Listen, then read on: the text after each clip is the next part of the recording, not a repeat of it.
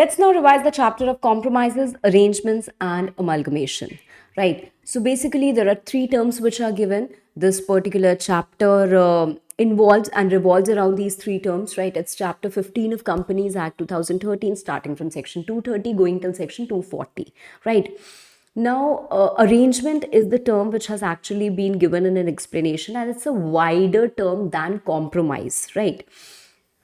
When I say compromise, it is nothing but a settlement of a dispute or adjustment of rights. When I talk about arrangement, it is a much wider term. It includes reorganization of companies' capital, consolidation of shares. It also includes the merger, amalgamation, debt restructuring, everything. So, arrangement is something which is very wide. Okay, but when I say amalgamation and merger, that is a special type of arrangement and it has been segregated. Okay. Now, compromise or arrangement, basically section 230 talks about compromise or arrangement. However, the application of merger and amalgamation also begins with section 230 only, but has a dedicated other section wherein few provisions of section 230 get applicable even to mergers and amalgamations. Okay. So let's begin and we'll start with section 230. What happens in section 230? Right, if I'm talking about any compromise or arrangement, let's say the company has taken loan from a bank of worth rupees 10 crore and is now not able to pay it, right? So it wants to enter into some scheme of some arrangement with the creditors, something called as maybe debt restructuring, where they're planning to change the installments, defer certain payment period, right? Something, right? So this is a scheme of arrangement, okay, with the creditors. Can it be done just like that? No. You have to follow the procedure given in section 230, wherein you will be needing NCLT's approval. Just like there is a capital section for reduction of share capital where you need NCLT's approval, so your scheme may also involve reduction of capital, and in that case the provisions of that particular section need not be followed. Okay, now who can make this application? Members, creditors, liquidator, or company. Fine. The arrangement or the compromise may happen between company and its creditors or between company and its members. Okay.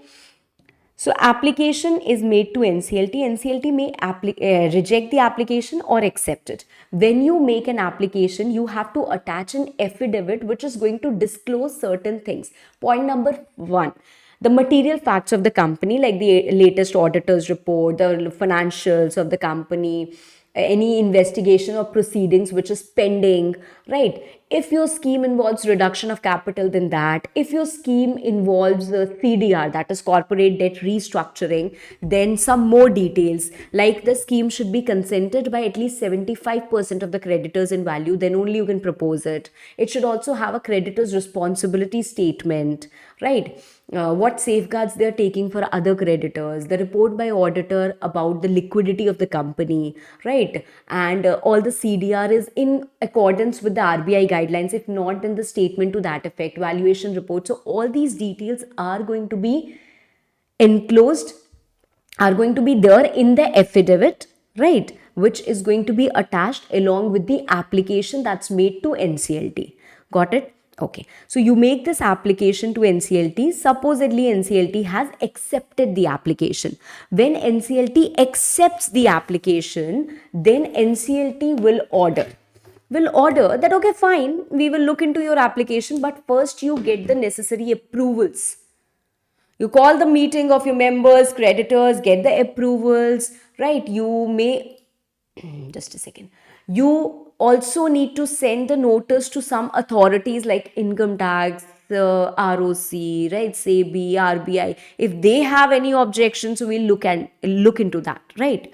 So let's see that. NCLT will order to hold the meeting of the creditors, members, relevant class, whatever the case is, right?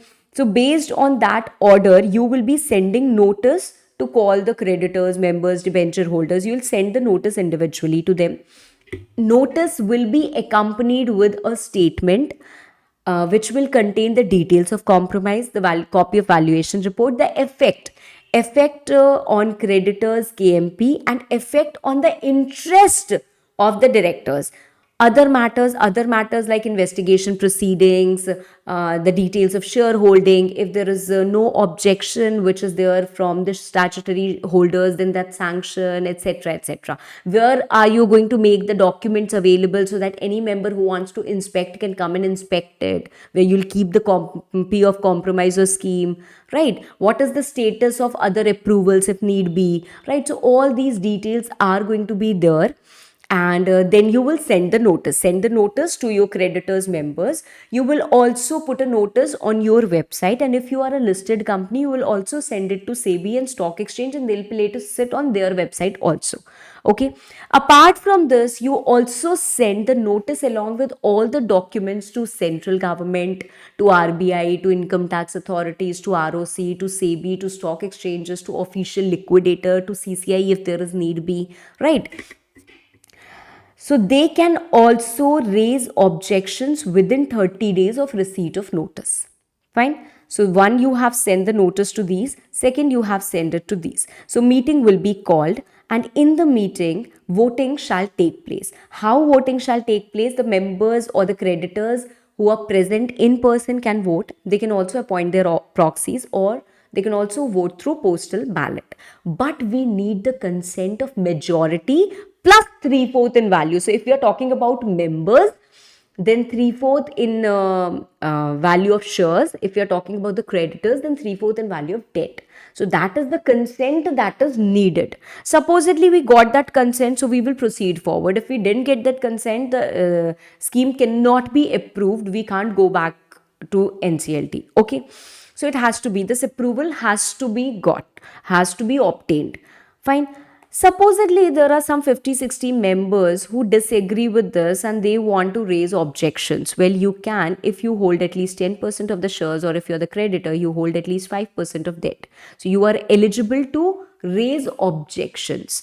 But, if this much consent is obtained and tribunal sanctions the scheme, then it is going to be binding on the company, creditors, members, liquidators, contributories, even dissenting shareholders, dissenting creditors, everyone.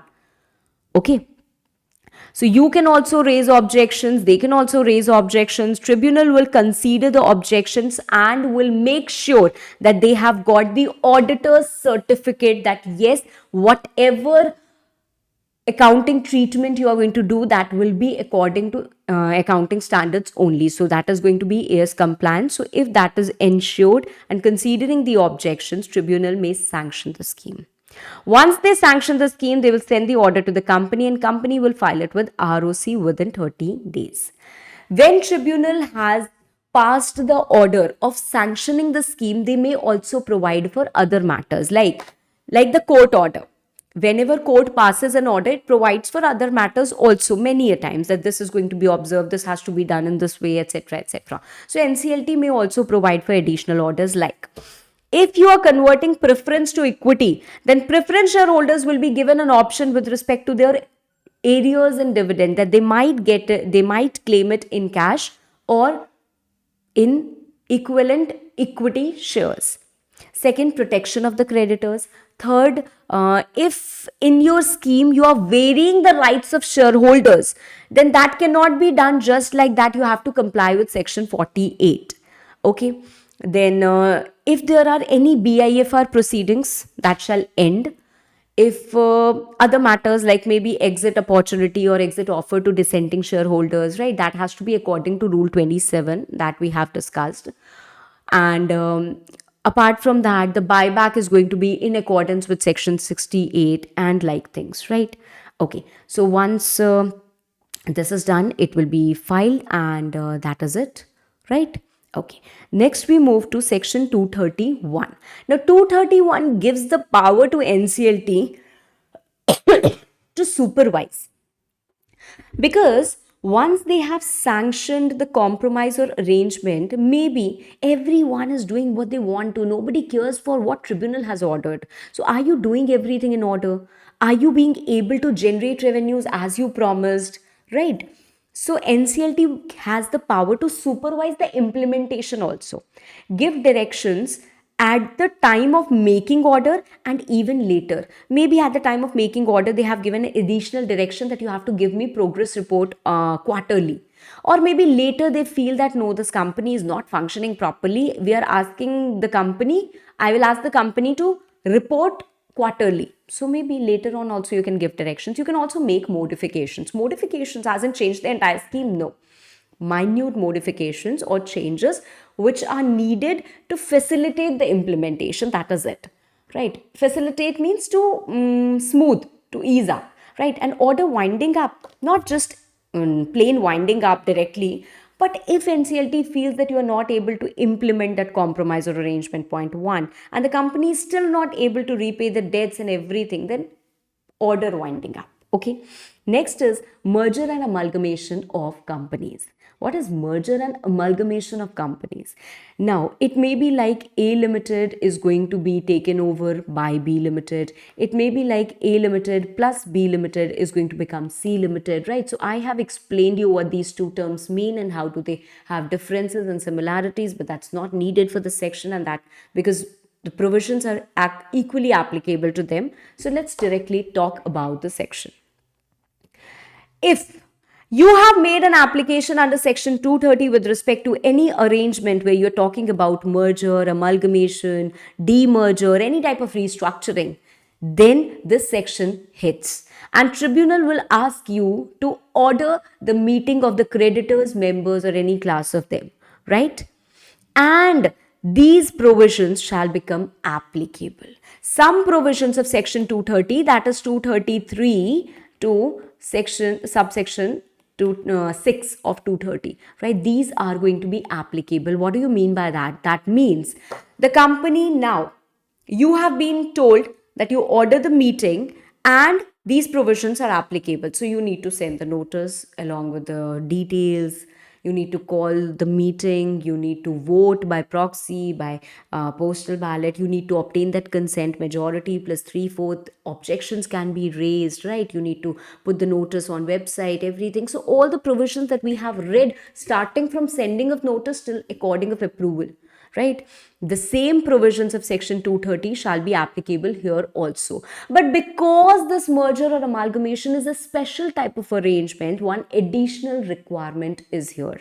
And that additional requirement is to circulate the additional documents to the members or creditors when we are obtaining their approval. Okay. What is going to be circulated? What is going to be circulated? The draft of the scheme, the confirmation that the scheme has been filed with ROC, a report explaining the effect of compromise on shareholders, KMP, especially the share exchange ratio, because it's a case of that merger, right? And then valuation report, and also the supplementary accounting treatment. If let's say we are talking about this merger in December, so the last drawn up accounts are March, so it's already been 8 months. So we have the financial position of the company 8 months ago. We need that latest, right? So supplementary accounting statement. Okay, fine. So all these details, all these additional documents will be circulated. Once all these conditions are satisfied and complied with, NCLT ensures of the same that you also submits an auditor's certificate that the accounting treatment will be AS compliant, right? So after that, NCLT may sanction the scheme. Once NCLT sanctions the scheme, it will send the order to the company, which is going to be filed with ROC. If the implementation of scheme is going to go long and long and long, every year you will file a statement of compliance with ROC within 210 days from the end of financial year. Okay. Now, just like we have read before, here also NCLT's order may provide for many matters. Like what? First is transfer of undertaking. What is this transfer of undertaking? So here we have a concept called as appointed date. What is appointed date? A date from which the scheme is going to be effective. Like you fix a date for marriage from this particular date, and after these rituals are performed, the people will be called as husband and wife, right? So that's mutually agreed between the parties. This is also mutually decided between the companies. So they fix a date that from this particular date will not be you and me, will be us, right? So they have decided that. NCLT may differ from that, but they have to record the reasons and then only they do that. Otherwise, the date which is mutually decided is going to be the date on which or from which this transfer shall be executed. So first is transfer of undertaking. NCLT is saying that from this particular date, all the assets, liabilities, whatever is decided is going to go to transferee company, right? So now this is going to belong to you from this particular date. It's like automatic transfer. We don't need to do anything else. Second is allotment. So it may provide for allotment of shares, debentures, right? So it has to be done accordingly. Okay, and when you allot the shares, if it happens that okay, that company is holding your shares and that company is now me only, so I can't hold my own shares, I need to cancel it, right? Continuation of legal proceedings, that now legal proceedings will now be continued against the transferee company. Dissolution without winding up. Dissolution is removal of name. Winding up is selling of assets to pay off the liabilities. So now if you have to give this house on rent, you need to first clear the furniture and then you give it or sell it, right? If the house is already empty, you can give it directly. That means you don't need winding up because everything has been transferred to the new company and this company is already empty. So you will straight away dissolve this company. Fine. There may also be made provision for the dissenting shareholders who did not agree, right? Then some shares might be held by some non-resident under fair FDI guidelines or so. So in that case, the share allotment will happen according to the manner specified in that order of NCLT. We had very old merger, you can say, Ranbaxy and Sun Pharma. So all the employees of Ranbaxy actually became the employees of Sun Pharma. So the transfer of employees can also take place. Now just tell me one simple thing. If a person is a CMA, let's say the girl is CMA or the boy is CMA, let's say the girl is CMA, right? She gets married to a boy who is a non CMA. Will this marriage make this boy a CMA? Well, no. If this used to happen, everyone would quit studying and actually start marrying, but this is not the case. So, if a listed company is being merged to an unlisted company, do you think this becomes listed? The answer is no. It will remain as unlisted only, right? The fee which is paid by the transferor company can be adjusted with the fees of the transferee company if they want to increase the share capital, and other matters can also be provided. So NCLT will again ensure that yes, they get their auditor and then they'll sanction the scheme, right? Okay. Next is section 233. 233 is again merger and amalgamation, but of certain companies. So this is a route which is not available to all the companies, but specific companies, basically because the government considers it to be low risk mergers, right? Easy, simple mergers. So if there are two or more small companies or holding in its wholly owned subsidiary or prescribed classes, that is two or more startup companies or one or more startup with another small company.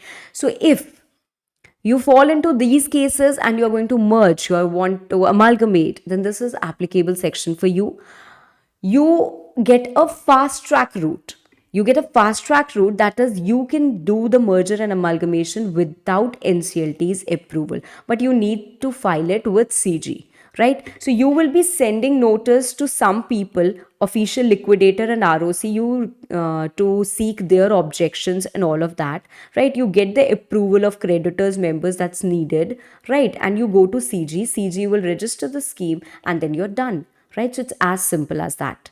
So transferor and transferee company, maybe one company is in UP and the other company is in Rajasthan. So you have a different ROC and official liquidator, that is the officer of High Court, and you have different ROC and official liquidator. So both the companies are going to file a notice. And with your ROC, you will also file a declaration of solvency, right? Now you have filed a notice with them. They have every right to make objection within 30 days. Fine. You will consider the objections and you will get the approval of shareholders within 90% of shares. You will give the notice to the creditors, at least 21 days notice, and you will get the approval of the creditors, majority plus representing 90% of value, right? So here you need twin condition is stated, right? Once you get this approval, within 7 days, the transferee company will file the scheme with CG, ROC and official liquidator. Again, okay. Now, CG has to register the scheme, but CG will see, is there any objection which is made by your ROC or your ROC or your official liquidator or your official liquidator? If no objection is made, CG is going to register the scheme. CG will give the confirmation order to the companies, and the transferor company will be dissolved, and the scheme is filed, right, and executed, implemented, right. But if there is objection which is made by the ROC or official liquidator, then what will happen? Then central government gets scared and they say that okay, objection is made, but I find it fine, they can still register the scheme. But if objection is made and in the opinion of central government it is not in public interest, then within 60 days you will hand it over back to NCLT. Not back, but hand it over to NCLT and ask NCLT that you continue this under section 232 like you do for all your normal mergers and amalgamations. So you consider the scheme under section 232. Now NCLT again has two choices. Either they can confirm the scheme, they find everything okay and they confirm the scheme here only in this section, or they consider it under section 232 and in that section they pass the order accordingly. So they can do whatever they feel like, right? Okay, so I hope this is clear.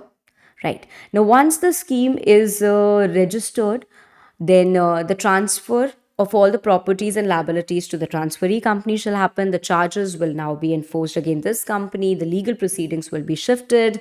And if there were some dissenting creditors or shareholders who have to get the payment done because they're not going to become the shareholders of this company, well, the payment will be made by this company, new company, if not yet made. So you become the creditors of the transferee company. Okay, fine. You will cancel the shares, the fee can be adjusted, and all these points that we have read before also.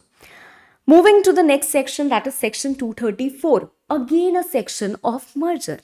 But now we are talking about the cross-border mergers. Cross-border mergers. Yes, maybe we want to become we want to be absorbed into a company incorporated outside India, or that company we want to absorb within us, right?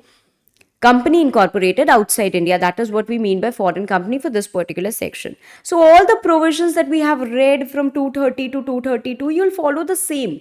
But you will also be needing RBI's approval. So that is the additional thing. You also need RBI's approval, right? So if they also want to absorb us, then also RBI's approval is needed. In fact, they have to follow that the valuation that they are getting done, they have to do it with the register, they have to get it done by the registered authority and following internationally accepted valuation standards. Then make an application to RBI for that approval along with the declaration that you have done the valuation correctly, and then RBI will grant you the approval.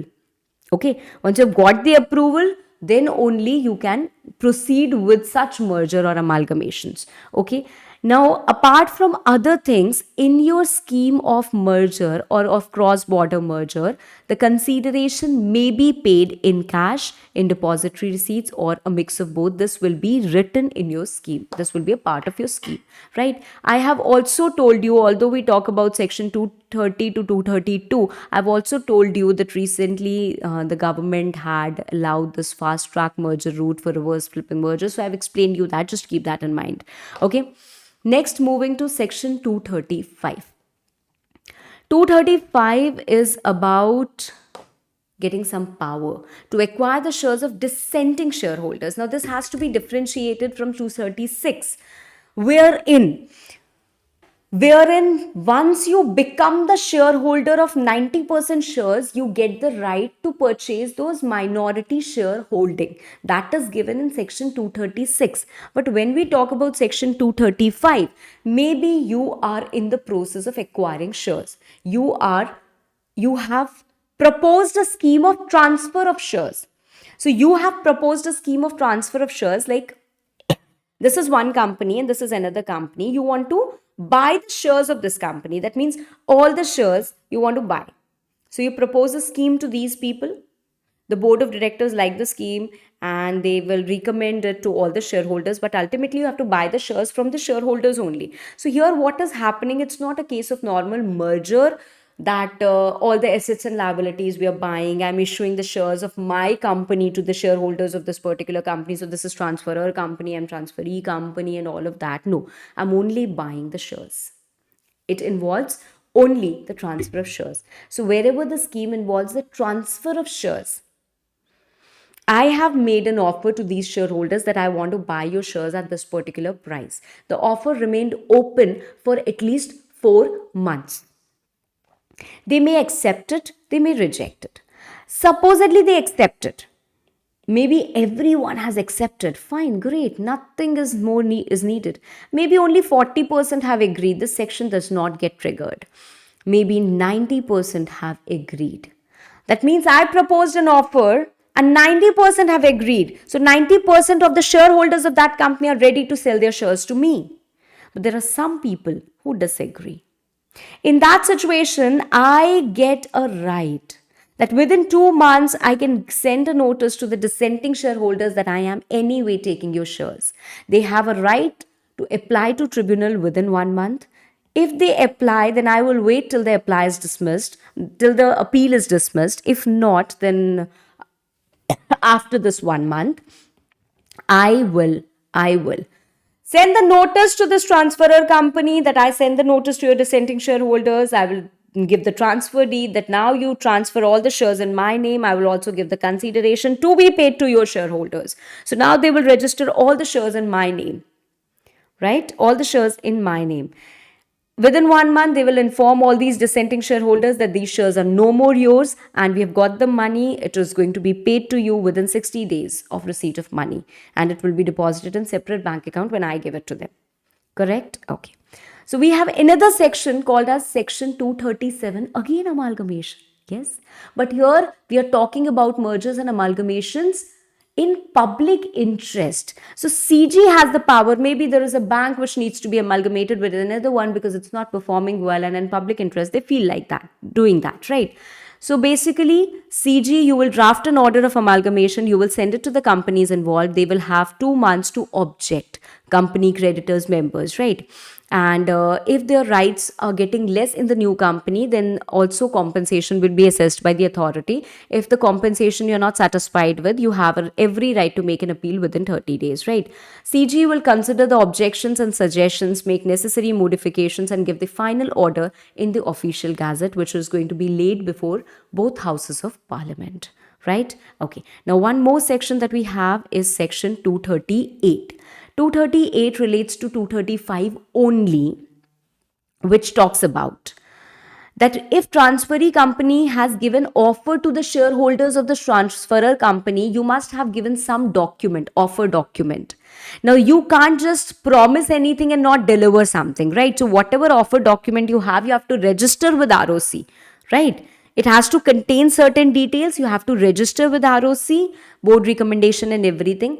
And if ROC does not register, if ROC rejects that, no, I'm not going to register because it does not have adequate details and everything, you can appeal to tribunal if you want to, right? But without registration, you are not going to proceed to make this offer. Okay, so section 238 basically talks about registration of this circular, right? Okay, thank you.